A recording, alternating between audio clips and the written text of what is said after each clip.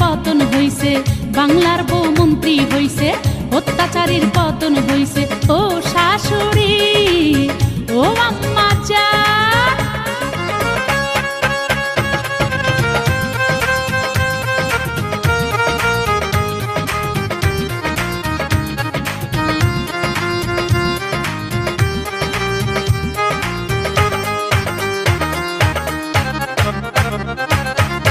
তেড়ি বেড়ি করলে কারো রক্ষা যে নাই, থানা পুলিশ ফাঁসির দড়ি রেডি রাখছি তাই। তেড়ি বেড়ি করলে কারো